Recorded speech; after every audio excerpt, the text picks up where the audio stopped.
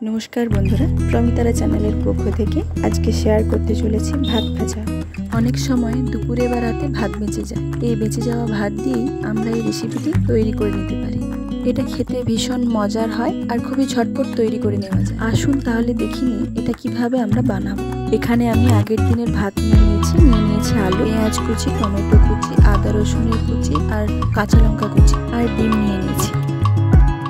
কড়াই নিয়ে নিয়েছি, ওর মধ্যে তেল দিয়ে গরম করে নেব। তারপর আলু দিয়ে দেব, ওর মধ্যে হলুদ আর একটু লবণ দিয়ে আলুটাকে হালকা ভেজে নেব। কাঁচা ডিম নুন দিয়ে ফেটিয়ে নিয়ে কড়াইয়ের মধ্যে দিয়ে দেব।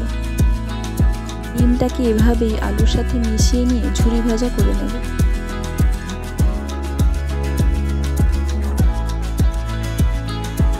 ডিম আলুটা ভাজা ভাজা হয়ে এলে অল্প পরিমাণে তেল দিয়ে নেব। দিয়ে দিচ্ছি কুচি করা কাঁচা লঙ্কা, পেঁয়াজ দিয়ে হালকা ভেজে নেব। দিয়ে দিলাম টমেটো কুচি।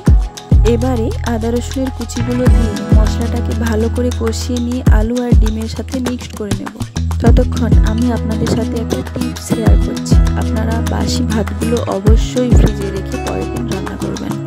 এবারে আমি বাসি ভাতটা দিয়ে দিচ্ছি। আবারও সবগুলো একসাথে ভালোভাবে নাড়তে থাকবো। অল্প পরিমাণে হলুদ আর লবণ দিয়ে নেব। সেম একই প্রসেসে আমরা আবার এগুলোকে নাড়তে থাকবো। বাড়িতে একবার ট্রাই করেই দেখুন, ছোট থেকে বড় সবাই পছন্দ করবে, এমনকি আপনিও খেয়ে ভালোই বলবেন। তাহলে তৈরি করুন আর আমাকে কমেন্টে জানান আপনাদেরগুলো কেমন হলো। এটা লাঞ্চ বা ডিনারেও খাওয়া যেতে পারে, আবার একটা ভালো ব্রেকফাস্টও হতে পারে। ভালো লাগলে লাইক করুন, শেয়ার করুন আর আমার চ্যানেলটিকে অতি অবশ্যই সাবস্ক্রাইব করুন। আজ তাহলে আসি, দেখা হচ্ছে নতুন কোনো রেসিপিতে। ভালো থাকুন।